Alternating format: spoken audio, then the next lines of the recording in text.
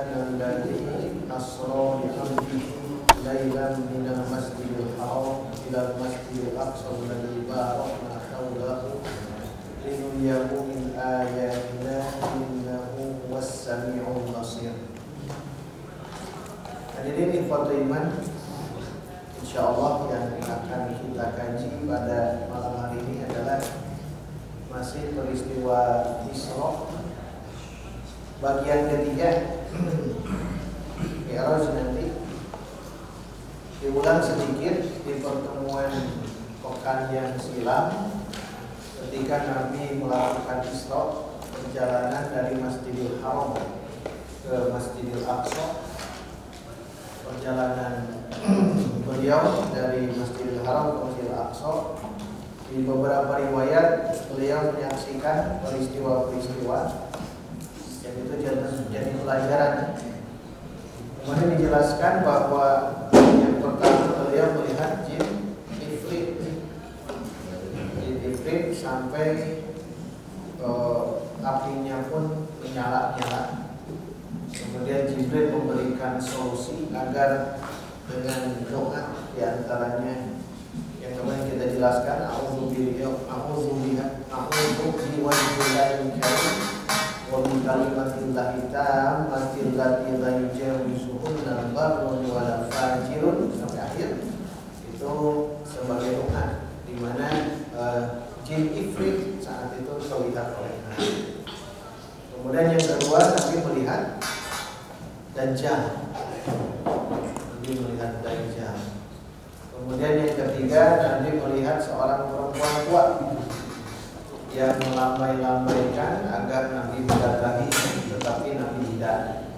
Akhirnya Jibril mengatakan itu adalah aduwwullah, iblis.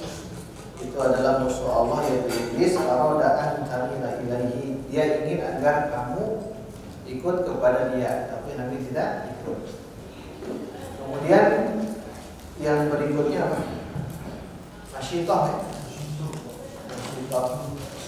Melalui kuburan Masyitah, perempuan yang menyisir putri Firaun.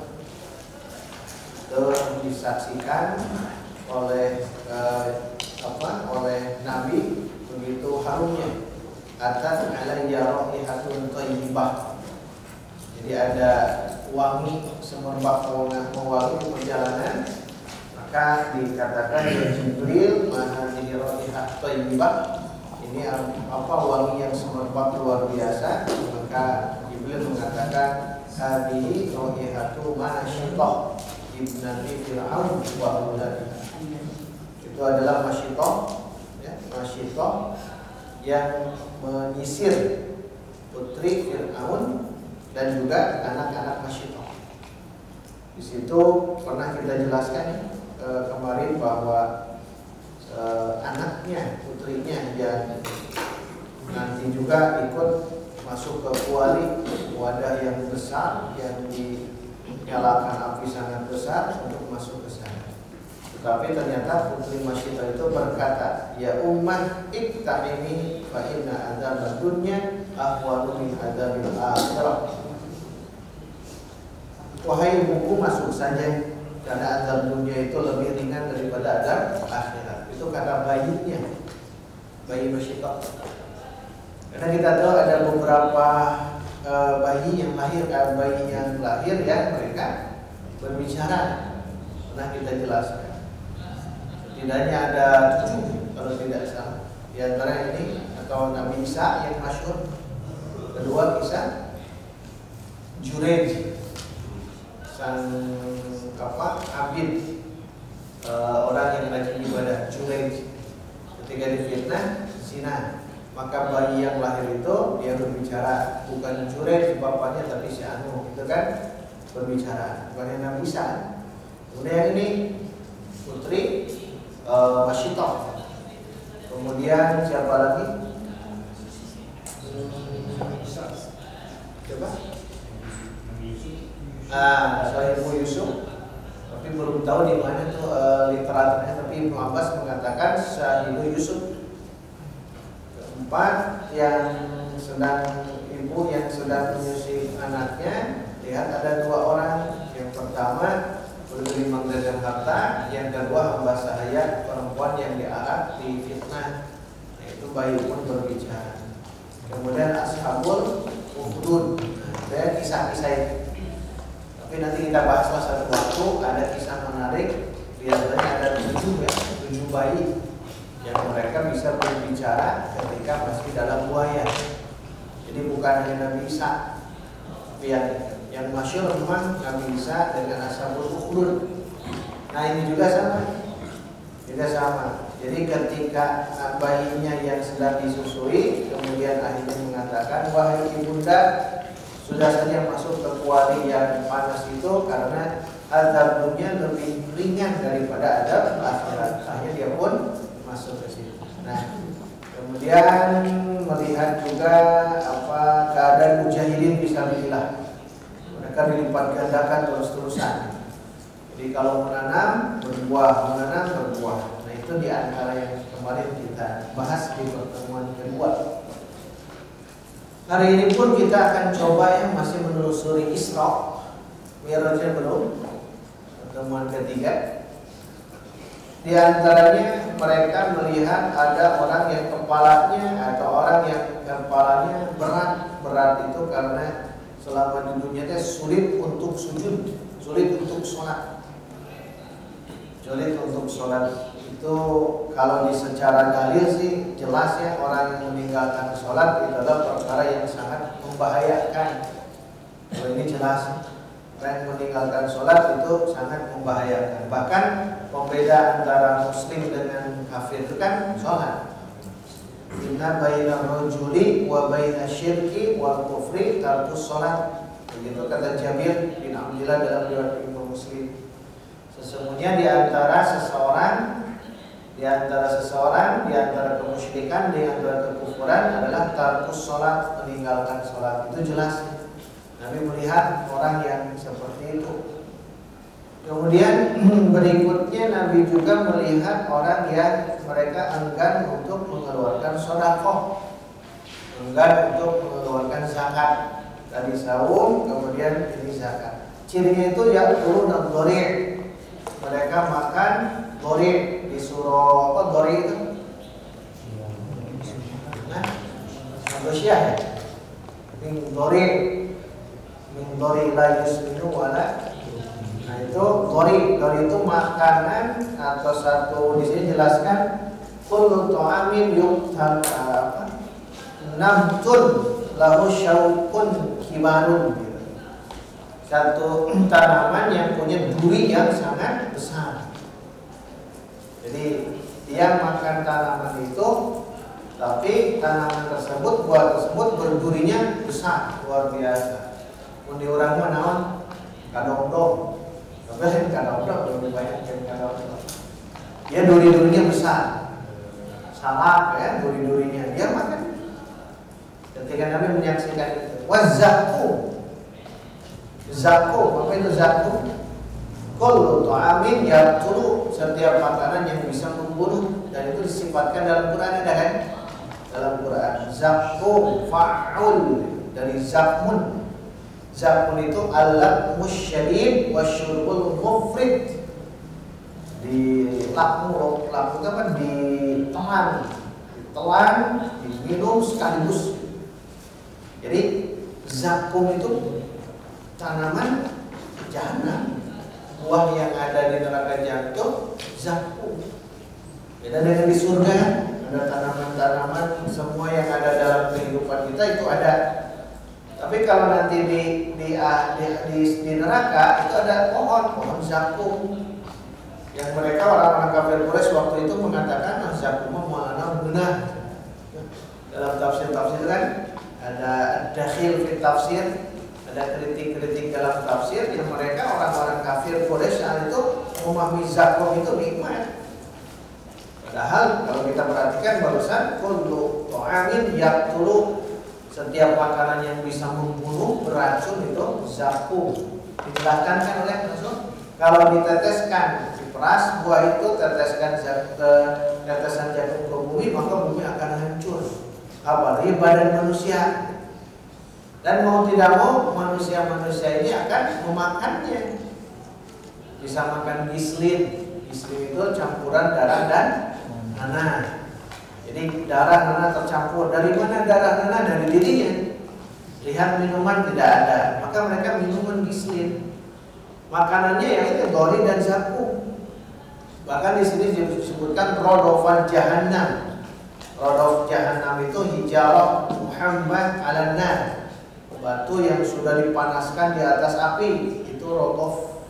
Jadi makan dori, makan zakum, makan batu yang ada di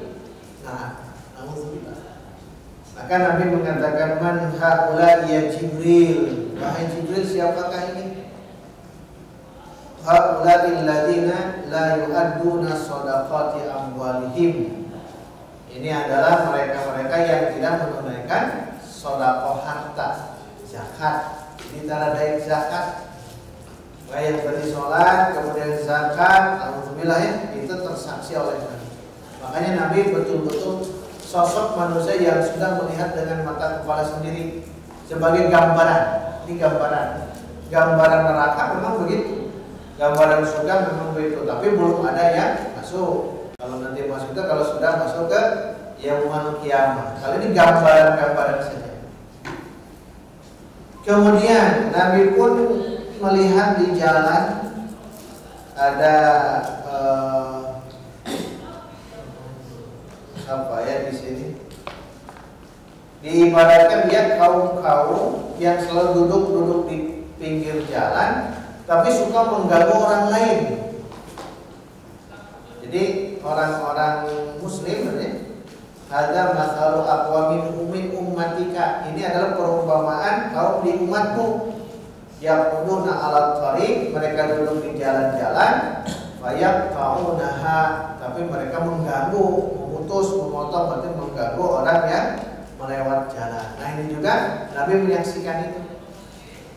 Ya nongkrong gitu, nongkrong. Secara bahasa ya nongkrong silahkan. Tapi kalau nongkrong nanti akhirnya mengganggu orang yang ada di jalan, itu tidak. Ada hadis kan dalam masyhurnya bahwa para sahabat pun Nabi menjelaskan hati-hati kalau duduk di jalan. Iyyakum wal julus fit turuqat. Hati-hati, awas kalian kalau duduk di jalan. Sahabat mengatakan, ma lana buddun innama hiya majalisuna natahaddatsu fiha.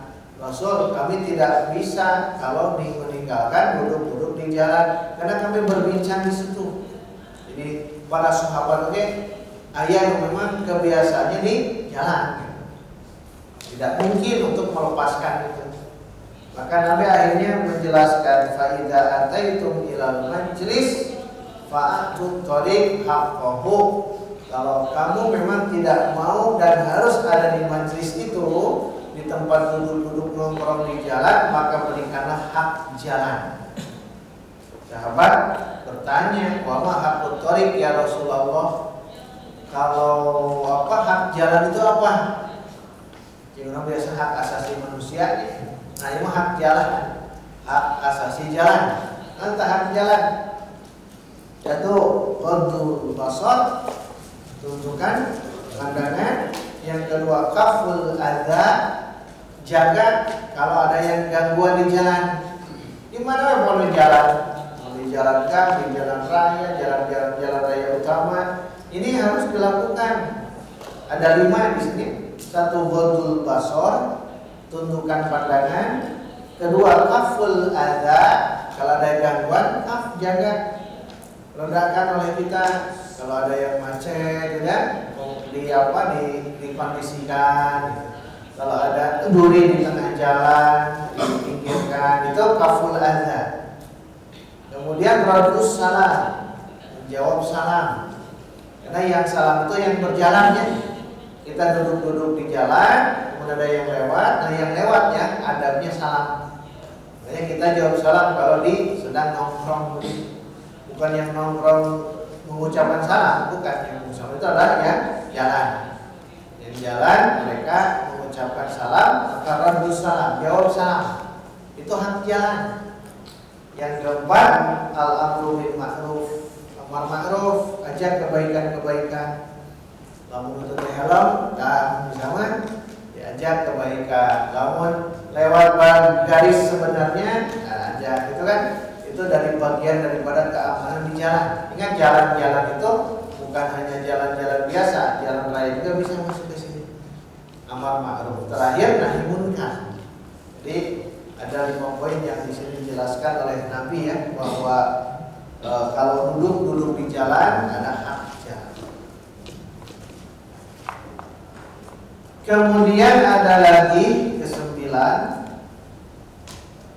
Semara'a Rasulullah wa huwa fi tariqihi ila Baitul Maqdis. Ketika Nabi perjalanan ke Baitul Maqdis, melihat rajulan, seseorang, qad jama'a hizmata hatabin azimah.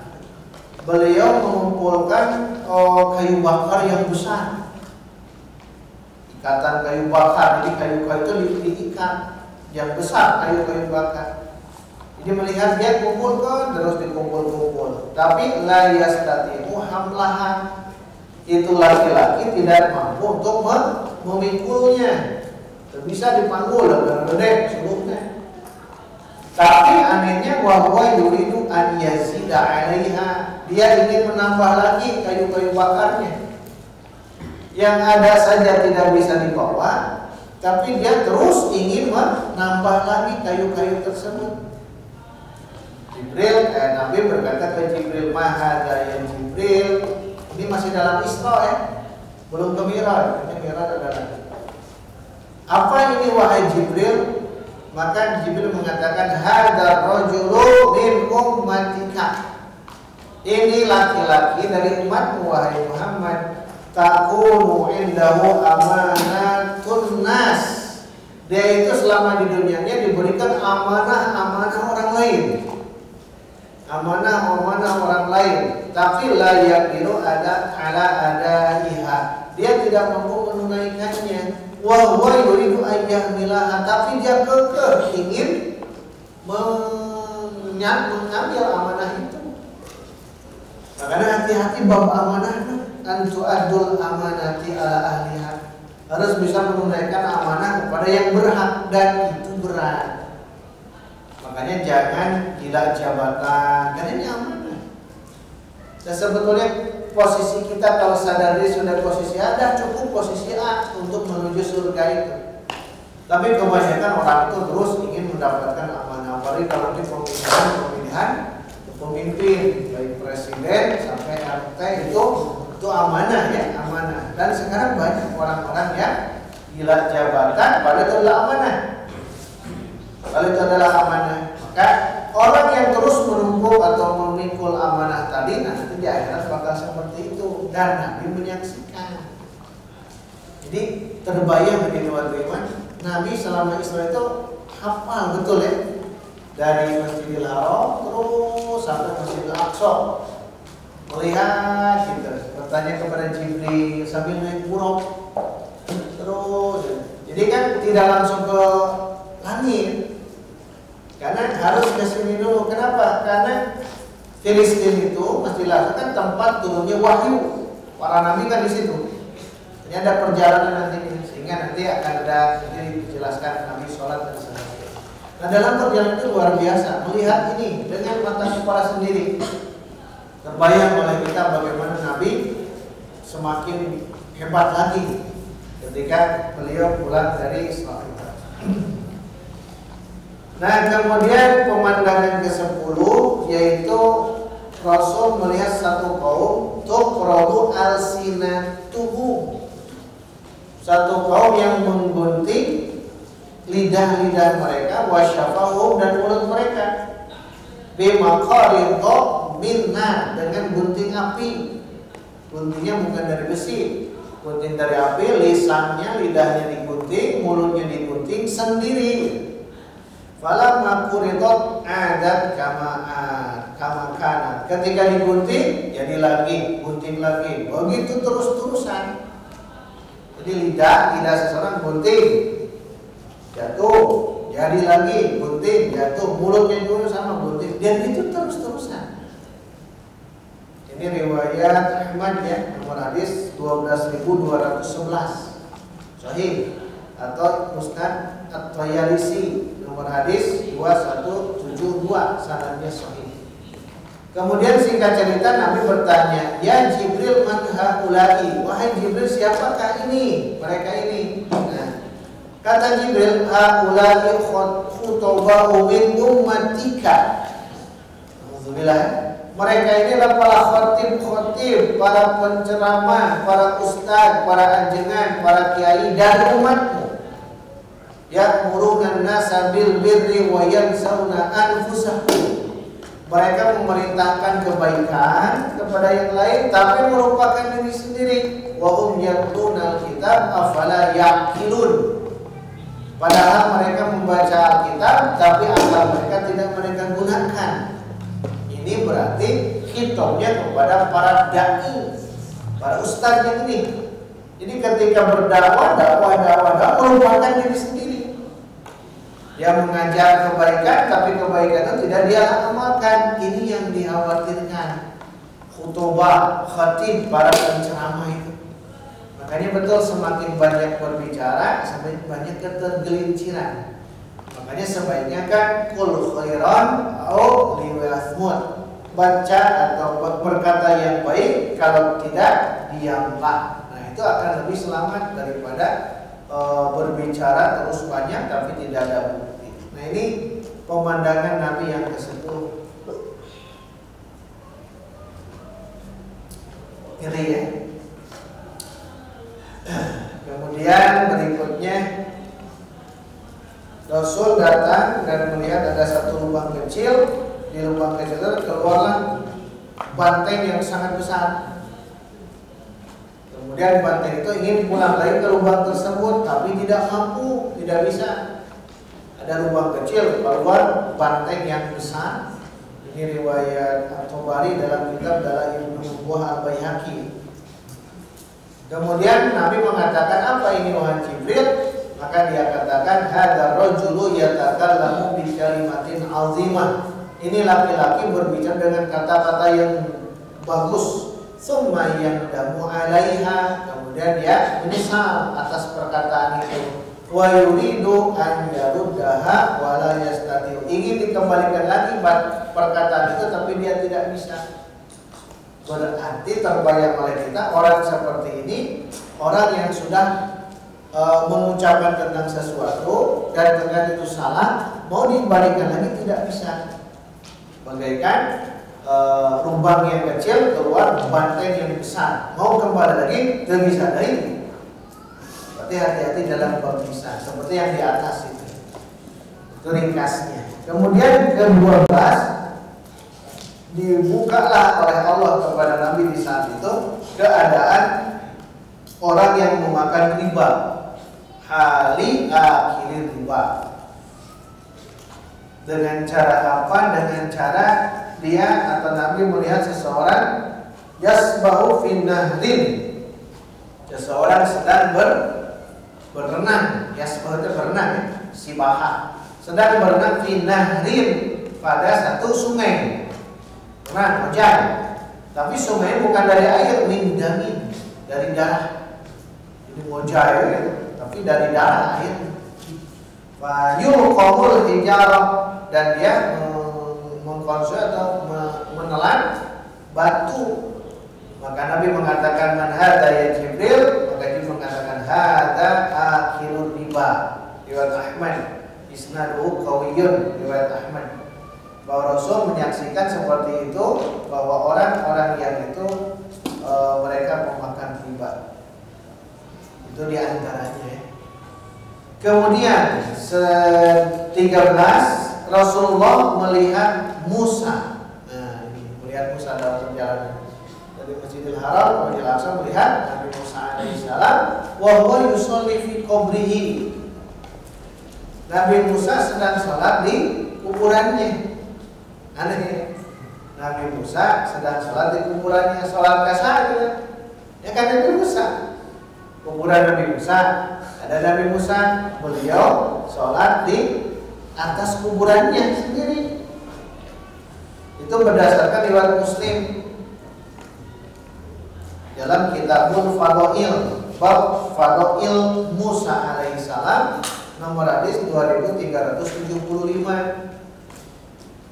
Sabda Nabi begini, ataitu, saya datang, au marartu, atau saya lewat, ala Musa, di Musa, melewat Musa, lailata usriya, di waktu aku diisrakan, indal Kathibil Ahmar, di Kathib Ahmar, nama tempat Kathib Ahmar, tempat kuburan Nabi Musa, wa qa'imun, sedangkan Nabi Musa dalam keadaan berdiri, yusolli fi qabrihi, beliau sedang sholat di kuburannya.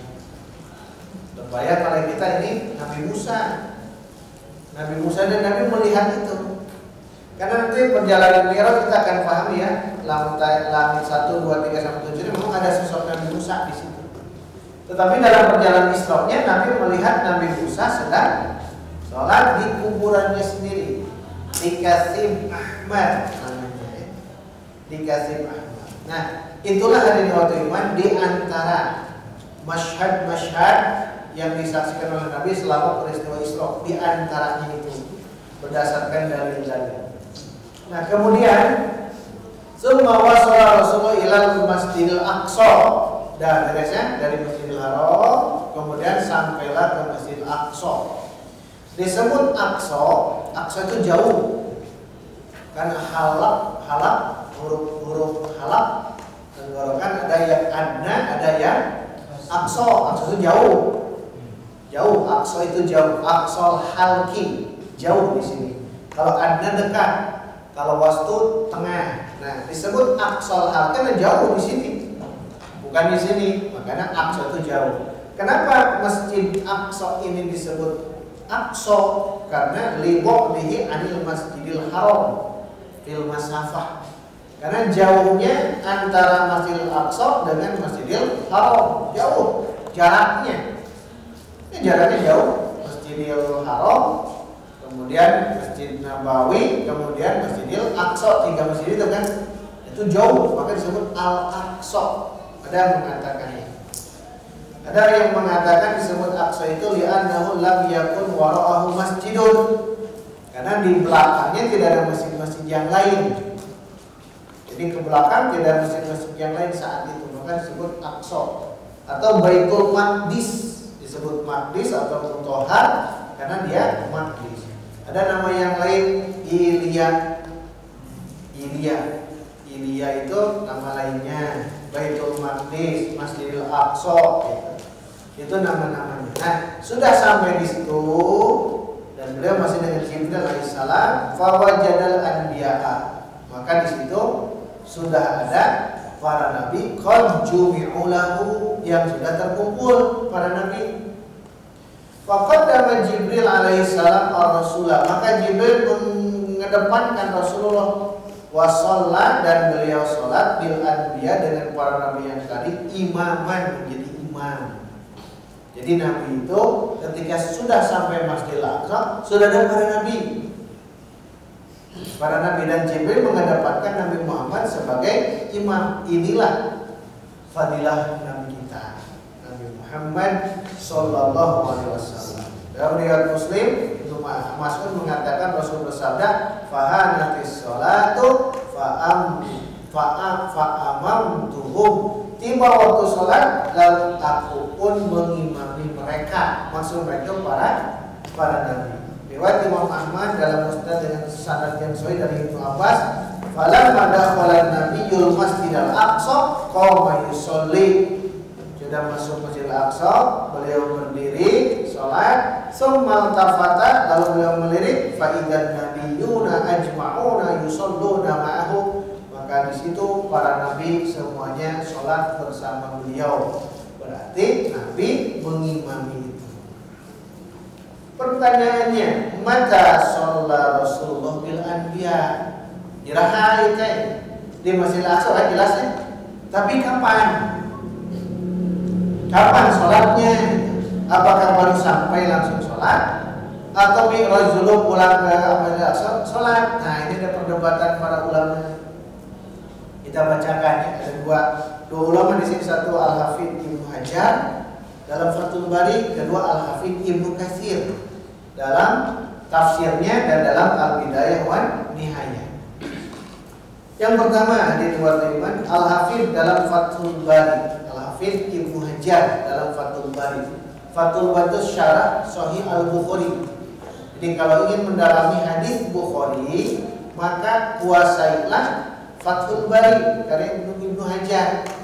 Kita baca hadisnya, kita baca syarahnya di Fathul Bari itu semakin kuat. Yang ada di situ itu Fathul Bari, belasan jilid gitu ya. Nah, dalam Fathul Bari dijelaskan di sini. Di sini jilid ke-7 halaman 410, tapi beda cetakan.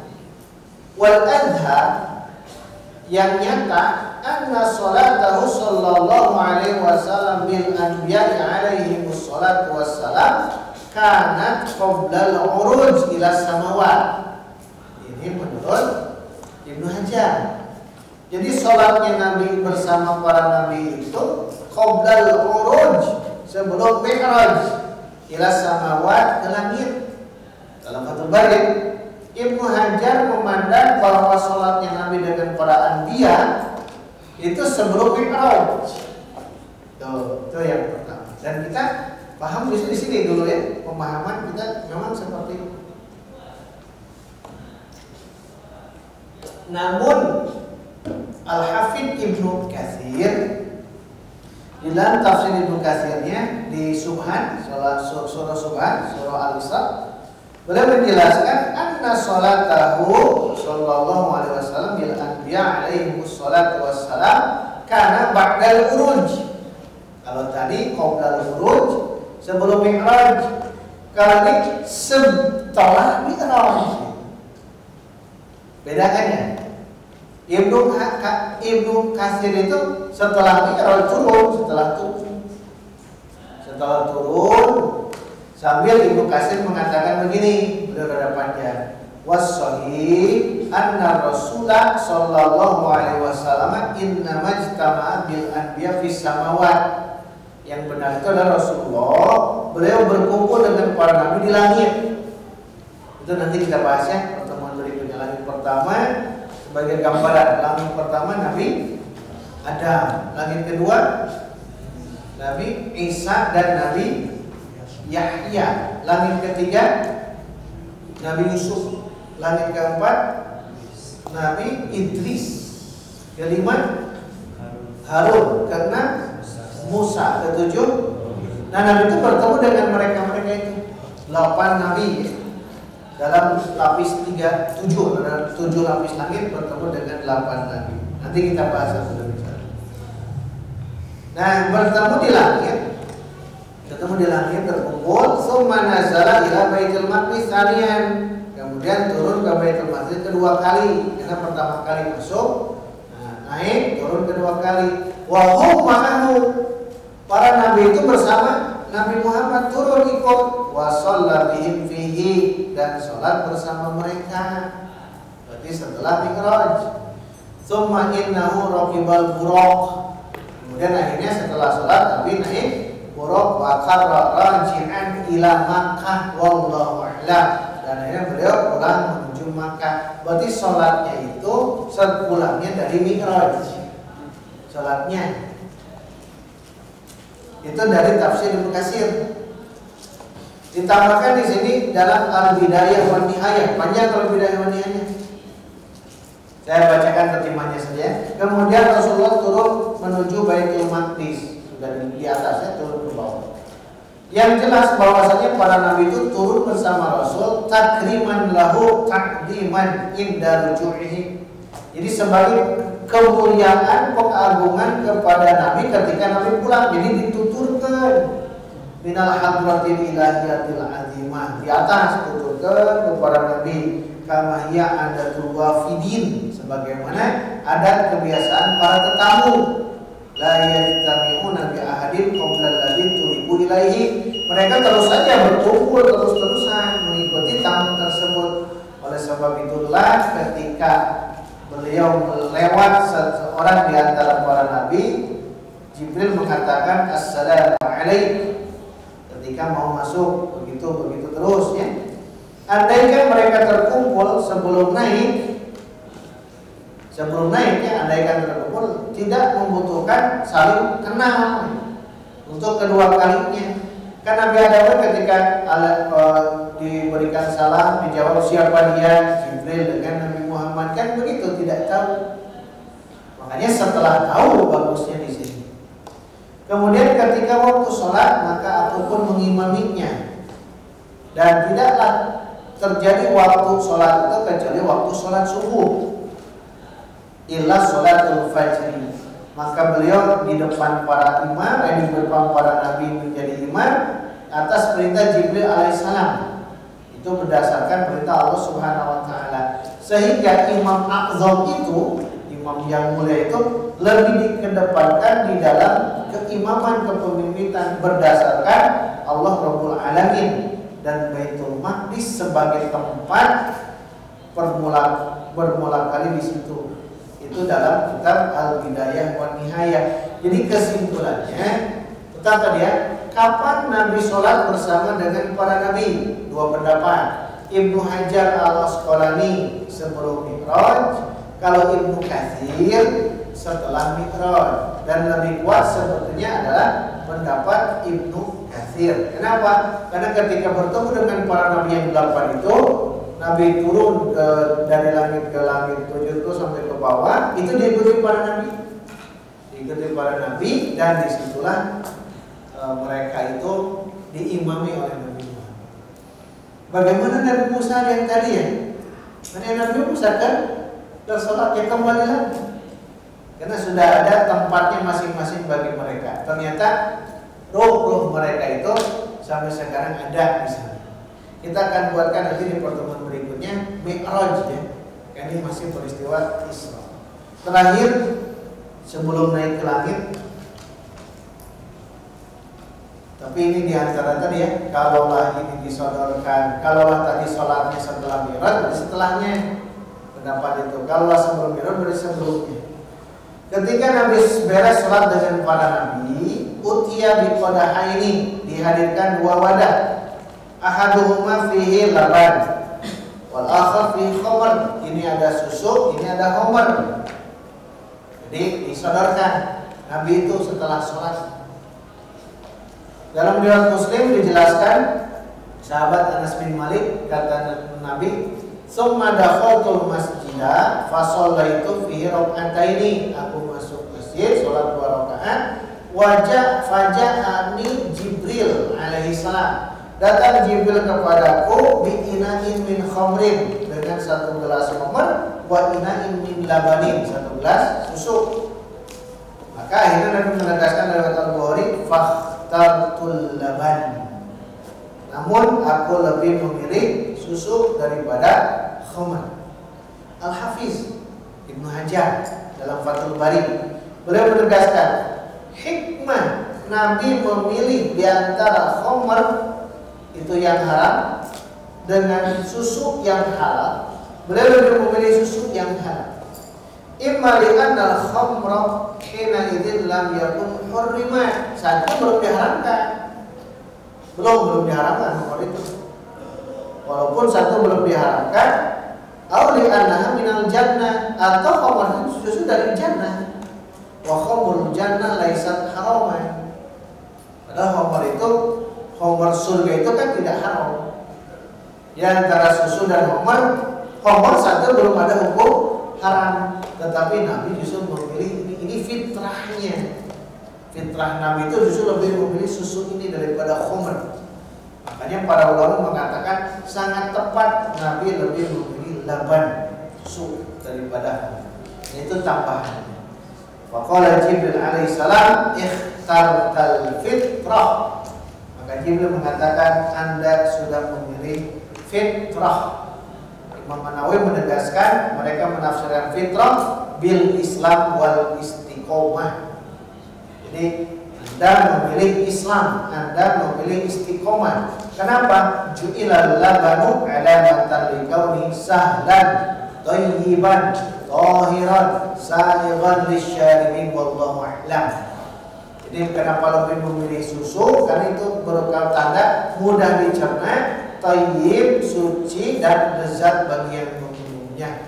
Ini menunjukkan mudah untuk dicerna, menunjukkan Islam itu samha, toleran, Islam itu rahmatan lil alamin. Jadi dihormati demikian kajian pada malam hari ini. Poin pertama sudah beres ya, lumayan panjang 3 pertemuan, yaitu Isra. Insya Allah nanti kita masuk ke poin yang baru, subbab yang baru, su'udur Rasul fil mi'raj ila samawat, naiknya Rasul di dalam mi'raj ke langit. Insya Allah kita akan bahas, termasuk apa saja yang dilihat oleh Nabi ketika mi'raj ke langit. Dan di sini langit pertama Nabi melihat ini, langit kedua Nabi melihat ini, sampai di sini dijelaskan beberapa poin-poin penting yang bisa jadi hikmah bagi kehidupan kita sehari-hari. Aku qouli hadza wa astaghfirullah li wa lakum walhamdulillahirabbil alamin. Wassalamu alaikum